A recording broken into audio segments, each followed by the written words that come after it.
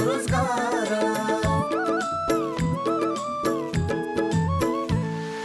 सबै मिलिजुली गरौँ उन्नतिको कर्म, स्वावलम्बी र समृद्धि नै सहकारीको मर्म। समानता र स्वाधीनताको भावनाले भरौँ, आर्थिक अनि सामाजिक सांस्कृतिक विकास गरौँ। सहकारी दर्पण, सहकारी दर्पण, सहकारी दर्पण। नमस्कार, सहकारी दर्पण कार्यक्रमको तर्फबाट यो कार्यक्रम प्रत्येक महिनाको पहिलो र तेस्रो शनिबार साँझ 6 बजेदेखि करिब 25 मिनट अवधिभर सहकारीका विविध विषयवस्तु समावेश गरी प्रस्तुत गर्ने गरिन्छ। स्वागत एवं सहकारी अभिवादन आजको यो श्रृङ्खलामा पनि सम्पूर्ण दर्शक महानुभावहरूमा। दर्शक महानुभावहरू, आजको कार्यक्रममा हामी प्रस्तुत गर्दैछौँ सप्तरी जिल्लाको अग्निसायर कृष्णा सौरन गाउँपालिका 6 महुलीमा रहेको आदर्श बहुमुखी दुग्ध उत्पादक सहकारी संस्थाले सञ्चालन गरेका क्रियाकलापहरू आजको संस्था चिनारीमा।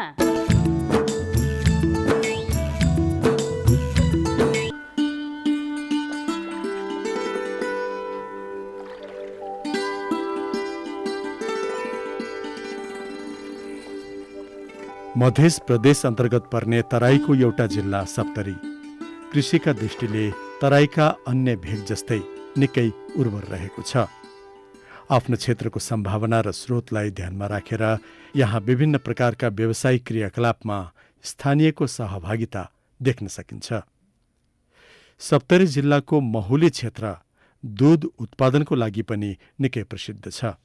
व्यावसायिक पशुपालन गर्दै मुख्य रूपमा दूध उत्पादनमा यस क्षेत्रका बासिन्दाको सहभागिता उल्लेख्य रहेको देख्न सकिन्छ।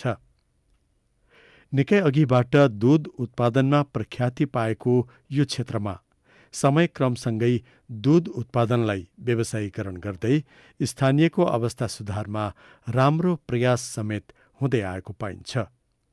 यसैको एउटा उदाहरणको रूपमा लिन सकिन्छ सप्तरी जिल्लाको अग्निसायर कृष्णा सवरन गाउँपालिका वडा नम्बर 6 महुलीमा रहेको आदर्श बहुमुखी दुग्ध उत्पादक सहकारी संस्थालाई। दूध उत्पादन गर्ने कृषकले बजारीकरणमा झेल्नु परेको अप्ठ्यारो अवस्थालाई सहज बनाई उन्नत नस्लका पशुपालनमा जोड दिँदै व्यवसायीकरणको विकासको लागि 2050 सालमा विधिवत स्थापना भएको सहकारी संस्था हो यो। हाल यस सहकारी संस्थाले दूध उत्पादनमा सहभागी सदस्यहरूलाई आफ्ना विभिन्न कार्यक्रम मार्फत सहयोग पुर्याई प्रोत्साहन गर्दै आएको पाइन्छ। हाम्रो यो दुधको व्यवसाय, दूध उत्पादन गर्दा चाहिँ हाम्रो व्यवसाय मर्दैन भनेर दुधमै हामीले एकदम सङ्घर्ष गरिरहेका छौँ। जस्तो किसानहरूको लागि पनि अहिले हामीले उहाँहरूसँग चाहिँ लागत मूल्यहरू चाहिँ कम गराउनुपर्छ भनेर घाँस खेतीहरू गराउने हैन, सहकारी संस्था मार्फत चाहिँ घाँसको बिउहरू पनि अलिक उन्नत खालको घाँसको बिउहरू पनि ल्याएर लगाउन उत्प्रेरणा गराएर चाहिँ हामीले दुध बढीभन्दा बढी उत्पादन गरेर, जस्तो हामीसँग दिनको 7000 लिटर कलेक्सन हुन्छ यहाँ हैन। अब प्रति लिटर हामीलाई होलसेलमा 85 रुपियाँले हामीले बेच्दा पनि दिनको 5,95,000 रुपियाँ चाहिँ क्यास हामीसँग जम्मा हुन्छ पर डे। त्यो भएको हुनाले हामीले मासिक रूपमा हिसाब गर्दाखेरि 1,78,50,000 रुपियाँ पैसा चाहिँ हाम्रो मासिक दुधको मात्रै पैसा आउँछ यहाँ। त्यो चाहिँ सहरका पैसा गाउँमा आउँछ। हामीले चाहिँ मासिक रूपमा किसानहरूले हामीलाई जति दुध दिनुहुन्छ त्यसबाट मुनाफा, जस्तो हामीले फ्याट एसएनएफमा नेपाल सरकारकै दर रेटमा हामीले किन्छौँ र बेच्दाखेरि चाहिँ विभिन्न रेटहरू छ भने हामीले चाहिँ त्यसमा के गरेका छौँ भने मासिक रूपमा कति नाफा भयो हामीलाई दुधमा, त्यो मासिक रूपमा भएको नाफा चाहिँ 50% किसानलाई नै हामी बोनस जम्मा गरिदिन्छौँ र 50% संस्थागत यो प्रशासनिक खर्च भनेर हामीले राख्छौँ। अनि त्यसमा पनि के गर्छौँ भने किसानहरूलाई हामीले दसैँको बेला हामी त अब किसानहरू प्रष्ट किसानहरू छौँ।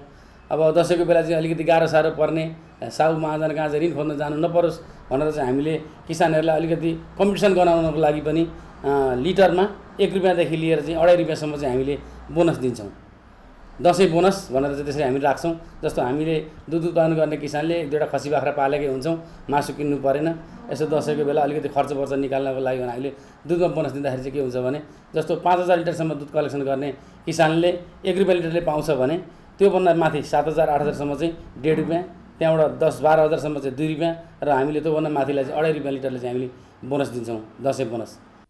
संस्थाले पुर्याएको विभिन्न सहयोग र सुविधाका कारण सदस्यहरू उत्साहित हुँदै दूध उत्पादन व्यवसायमा सक्रिय रही उल्लेख्य उपलब्धि हासिल समेत गर्न सकेको नमुनाहरू यहाँ देख्न सकिन्छ। उदाहरणको लागि स्थानीयमा सञ्चालित सापकोटा उन्नत पशुपालन फार्मलाई लिन सकिन्छ। यस फार्ममा अहिले साना ठूला गरी करिब 50वटा गाई छन्। तर यो एकैचोटि भएको होइन, सानोबाट थालनी गरिएको हो र अनुभवसँगै बिस्तारै बढाउँदै लगिएको छ। दैनिक करिब 120 लिटरसम्म दूध उत्पादन हुने गरेकोमा संस्थाले नै बजारीकरणमा सहयोग पुर्याएको छ। दूध उत्पादनबाट राम्रो फाइदा लिँदै आउनुभएको उहाँ पहिला रोजगारीको लागि विदेश पनि जानुभएको थियो। तर त्यति राम्रो नभएपछि फर्केर स्वदेशमै व्यवसायमा जुट्नुभयो। हाल गाई लगायत बाख्रा तथा कुखुरा समेत पाल्दै आउनुभएको छ। सहकारीको साथ र सहयोगमा आफ्नै गाउँ समाजमा युवा उद्यमीको उदाहरण समेत बन्न सक्नुभएको छ। मेरो व्यवसाय चाहिँ यही गाई पालन, बाख्रा पालन, कुखुरा पालनमा कार्यरत हो। सहकारीले अब दुःखमा साथ दियो, गाई पाल्ने पैसा पनि दियो। दुःख पर्दा अब जस्तै बिमारी हुँदा, घरमा अब धेरै कुरा तनाव हुँदाखेरि सबै कुरामा हामीलाई अहिलेसम्मलाई राम्रै सुविधा दिएको छ सर। सहकारीबाट चाहिँ बिमा 50% दिएकै छ, सरकारले 50% अनि हाम्रो आदर्शले सहकारीले 50% दिएकै छ। अनि त्यसपछि अब दुःख सुख पर्दा हामी त्यही नै जान्छौँ। अब गाईले खान पाएनन्, अब दुध बिक्री छैन भन्दा पनि सहकारीले सहुलियत गरेकै छ। आजसम्म हाम्रो किसानलाई अप्ठ्यारोमा पारेको छैन। सबै कुरा सम्पन्न छ सहकारीबाट। लगभग 110-120 छ दैनिकी। आम्दानी महिनाको 2-2.5 लाख रुपियाँ समथिङ बच्छ। गाईले खाएर सबै गोठालाहरूलाई दिएर सबै सम्पन्न गर्दा 2 लाख रुपियाँ जति बच्छ। विदेशको रोजगारीभन्दा स्वदेशमै काम गर्न सल्लाह दिने भनाई मैले केही जानेको छैन भनेर पन्छिनेलाई प्रेरणा बन्न सक्ने महसुस गरेका छौँ। म पनि केही जानेको थिइनँ। एउटा लगभग 10-11 पढेको मान्छे हुँ। त्यहाँ विदेश पुगेन भन्दा पहिला मैले त्यहाँ पुगेर आइसकेपछि अब हाम्रा युवाहरूले आफ्नै देशमा केही दुःख गरोस्, 2 पैसा यहीँ हालोस् र आफ्नो व्यवसाय गरेर आफ्नो फ्यामिलीसँग, आफ्नो आमा बुवासँग जमेर बसोस्, 2 पैसा कमाओस्, अर्काको देशमा नजाओस्, आफ्नै फर्म एउटा दर्ता गरेर नभए सरकार एउटा सहकारीसँग आबद्ध भएर कुनै एउटा बिजनेस व्यापार गरेर बसोस् भन्ने चाहिँ मेरो सुझाव हो। त्यसैगरी रमा उन्नत गाई फार्मको नामबाट दूध उत्पादन व्यवसाय सञ्चालन गर्दै आउनुभएका अम्बिका कोइरालाको फार्म हो यो। पशुपालनको धेरैजसो खर्चको हिस्सा आहारामा लाग्ने गर्दछ। तसर्थ विज्ञको सल्लाह अनुसार उन्नत घाँस खेती गर्दै हरियो घाँसलाई आहारको रूपमा प्रयोग गरेको यहाँ देख्न सकिन्छ, जुन पशु स्वास्थ्य र उत्पादन दुवैको हिसाबले असल मानिन्छ। त्यसैगरी घाँस काट्नको लागि पनि मेसिनको प्रयोग गरिएको देखिन्छ प्राय। यसबाट पनि यहाँ पशुपालनमा भएको व्यावसायिक विकासलाई आङ्कलन गर्न सकिन्छ। 72 सालदेखि चाहिँ अलिक ठुलो स्केलमा मैले पालेको छु। अब अहिले चाहिँ हालसाल मसँग अब साना ठुला गरेर 25वटा गाई छन् र मसँग अहिले 150 लिटर दैनिक दुध उत्पादन छ। र म अहिले दुध हामीले सहकारीले अहिले सहकारीमा दैनिक 7000 लिटर दुध कलेक्सन हुँदाखेरि सहकारीले चाहिँ गाउँ गाउँमा डिपो खोलिदिएको छ। हामीलाई यति सजिलो भएको छ, म यहाँबाट खुर्र दुध लिएर जान्छु, 2 मिनटमा घर आइपुग्छु। र भुक्तानीको हिसाबले पनि यस्तो सजिलो भएको छ, यस्तो सजिलो चाहिँ मेरो 15 दिनमा हिसाब हुन्छ।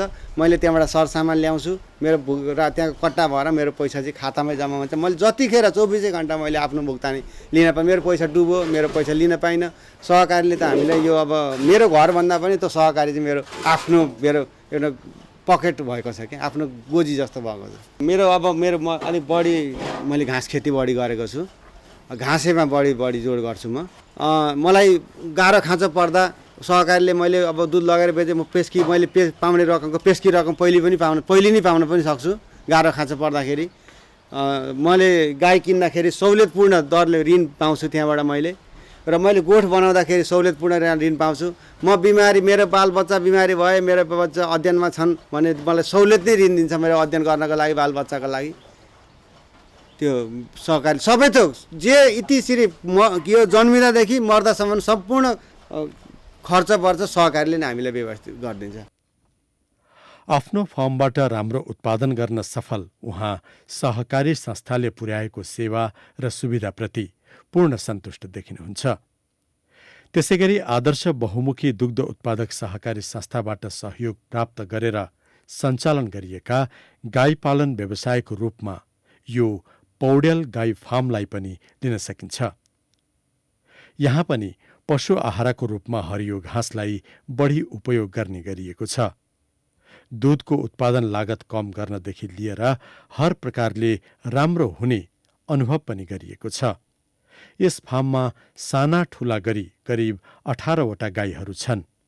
निकै अघिबाट नै यो गाई पालन गरेको भए पनि पछिल्लो समयमा यसलाई आधुनिक बनाउन सहकारीले धेरै सहयोग गरेको व्यवसायी बताउनुहुन्छ। मेरा माउ 10वटा छन्, अरू बाछा बाछी गरेर 18-20वटा जति 18वटा जति छन्। पोहोर साल त तपाईँ गाई पाल्ने दुध उत्पादन गर्नेमा त टप हुनुभयो। हजुर, टप भएको खै उत्पादनै बढी गरेर दिएर टप भइयो होला। वर्षमा तपाईँले कति दुध दिनुभयो अरे संस्थामा? 33,217 लिटर। सहकारीले मद्दत गर्छ नि। अब गाई किन्न लोनहरू पाइन्छ, के अरे सहुलियत ब्याजमा। अब घाँसको बिउ दिनुहुन्छ पाइन्छ। पैसा चाहिँदा जति बेला नि पाइएको छ, खाँचो हुँदाखेरि दिइराख्नु भएको छ। सबै कुरा सुविधै छ, सहकारीबाट केही असुविधा छ।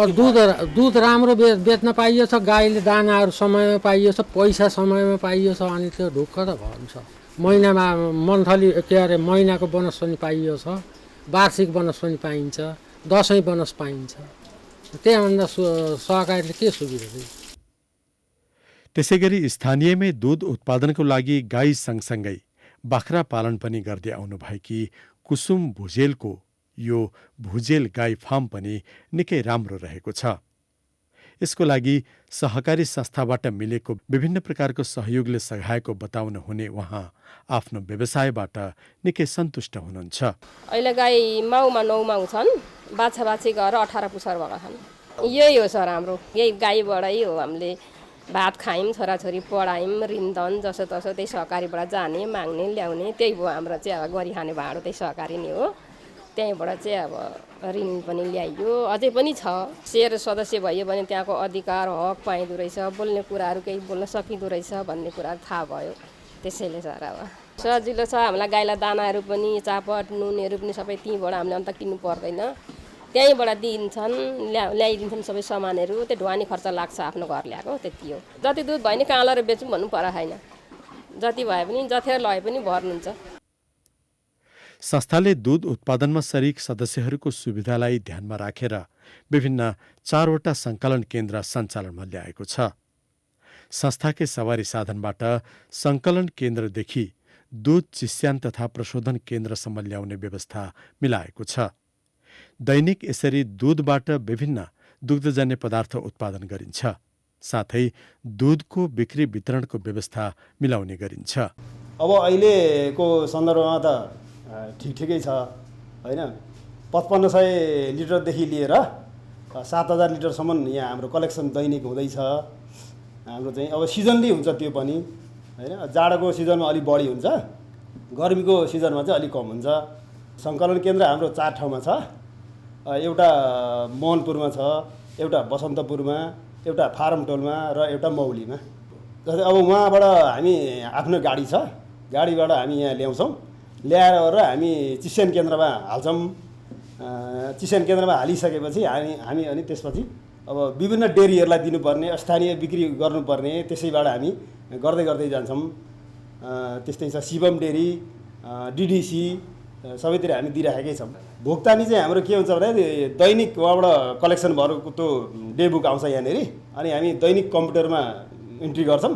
त्यो दिनदिनै थपिँदै जान्छ, अनि दिनदिनै थपिँदै जाँदाखेरि तपाईँको 15 दिनमा हामी पुरै हुन्छ। त्यसपछि हामी भुक्तानीमा उतारेर अब के कति हुन्छ अनि किसानहरूलाई हामीले त्यसरी भुक्तानी दिने गरेका छौँ। स्थानीय बासिन्दाहरूले पनि अब यहाँ शुद्धता पाइन्छ, त्यसले गर्दाखेरि लाइन बसेरै लिनुहुन्छ। उहाँहरूले पनि खुसी हुनुहुन्छ यहाँको दुध खान पाउँदाखेरि। उहाँहरू हाम्रो अब दही बन्छ, अनि आइसक्रिम बन्छ, त्यसमा पनिर बन्छ।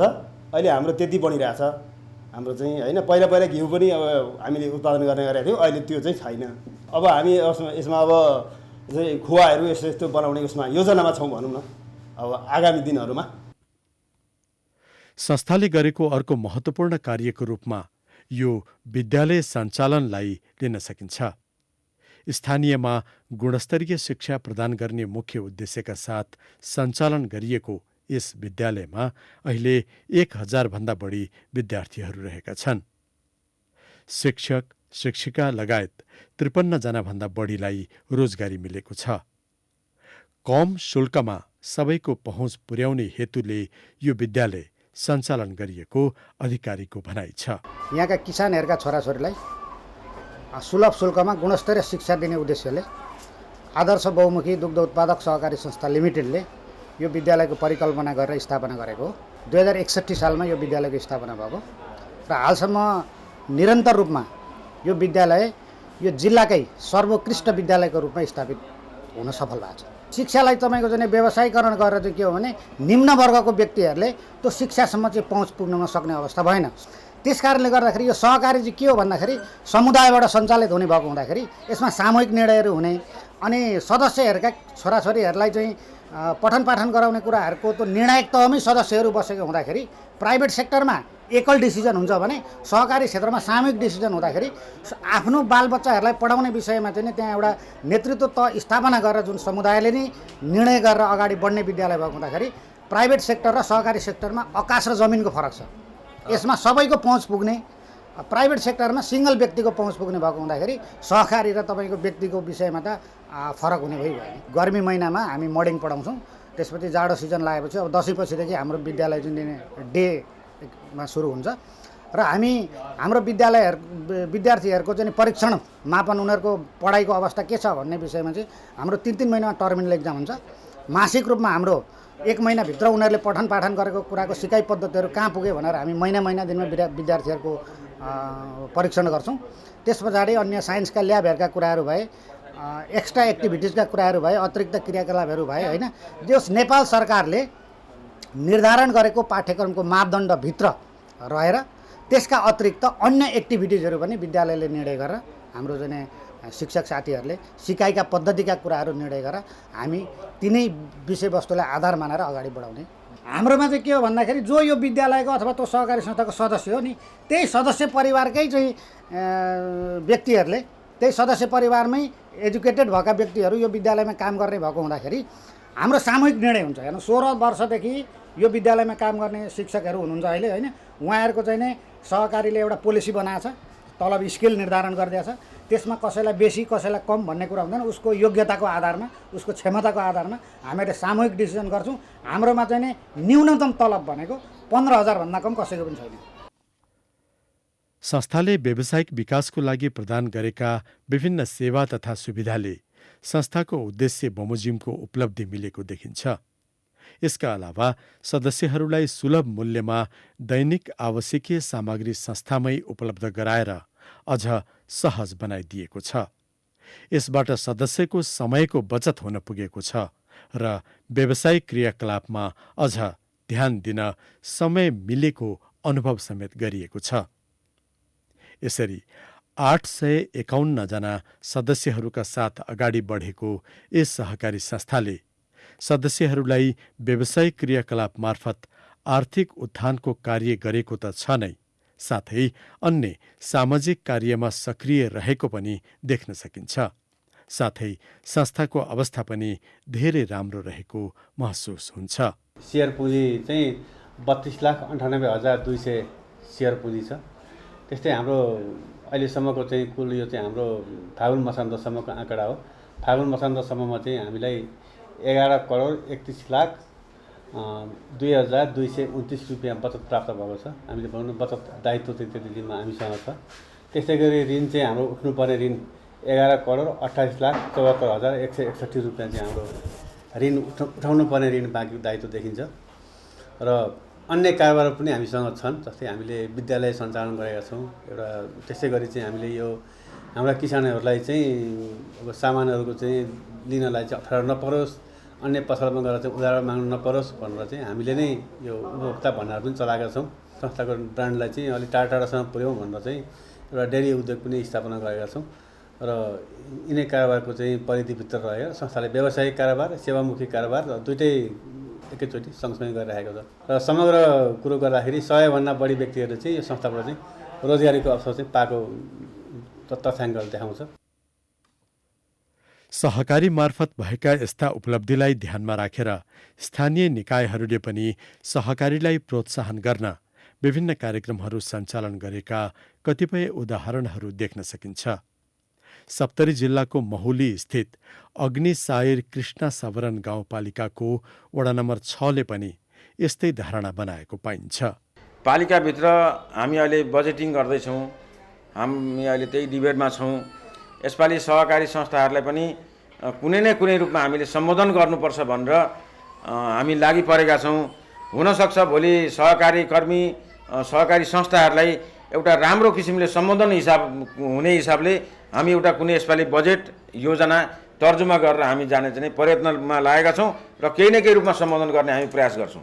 हामीले अभिमुखी कार्यक्रम पनि एकचोटि यहाँबाट आयोजना गरेका थियौँ, त्यो प्रभावकारी पनि भएको छ र भोलिका दिनमा त्यस्ता खालका कार्यक्रमहरू आयोजना गरेर सहकारीहरूलाई कसरी माथि उत्कर्षमा पुर्याउन सकिन्छ त्यो सम्बन्धी कार्य गर्नमा हाम्रो पालिका हाम्रो टिम चाहिँ पछाडि पर्नेछ। आदर्श बहुमुखी दुग्ध उत्पादक सहकारी संस्थाले अब आगामी समयमा व्यवसायीको समस्यालाई ध्यानमा राखेर उन्नत गोठ निर्माण लगायत उन्नत नस्लका पशु विकासमा जोड दिँदै जाने साथै अन्य आवश्यकीय सेवा सुविधा पनि बढाउने ध्येय लिएको पाइन्छ। अब व्यावसायिक किसानहरू पनि व्यावसायिक बन्नुपर्छ भन्ने मेन फोकस गरेका छौँ। त्यसमा अब जस्तो हामीले गोठ सुधारका कार्यक्रमहरू त्यहाँबाट भएन सुलभ ऋण व्यावसायिक किसानहरूलाई दिने, त्यस्तै अब गाईहरूको लागि अब म्याटहरूको व्यवस्थापन गर्ने, उन्नत खालका गोठहरू बनाउनलाई एउटा प्रेरणा गराउने, किसानहरूलाई चाहिँ व्यावसायिक बनाउने र उन्नत खालका चाहिँ घाँसका बिउहरू र उन्नत सिमेन्टहरू ल्याएर बिउ जस्तो भैँसीको गाईको सिमेन्टहरू चाहिँ राम्रो खालको ल्याएर चाहिँ अलिक उन्नत गाई भैँसी तयार गरेर विभिन्न धेरै दुध दिने खालका बनाएर चाहिँ किसानलाई व्यवसायी बनाउने हामी प्रयासमा छौँ। आफ्नो उद्देश्य लक्षित भई एकाग्रताका साथ निरन्तर लागिरहने हो भने सफलता निश्चित रहेको यथार्थ सप्तरी जिल्लाको महुलीमा रहेको आदर्श बहुमुखी दुग्ध उत्पादक सहकारी संस्थाले जसरी प्रमाणित गर्न सकेको छ, यो सबैका लागि प्रेरणा बन्न सक्ने देखिन्छ। जसरी संस्थाले आफ्नो सदस्य र समुदायको हितमा कार्यक्रम सञ्चालन गर्दै सबैको मन जित्दै अगाडि बढ्न सकेको छ, यसलाई मुक्त कण्ठले प्रशंसा नगरी रहन सकिन्न। अब आगामी समयमा पनि संस्था, सदस्य अनि समुदायको हितमा सञ्चालन गर्ने हरेक कार्यहरूले सफलता पाउँदै जाउन् हाम्रो शुभकामना। दर्शक महानुभावहरू, यो कार्यक्रम तपाईलाई कस्तो लाग्यो? कार्यक्रमको बारेमा तपाईको प्रतिक्रिया अवश्य पठाउनु हुनेछ भन्ने आशा राखेका छौं।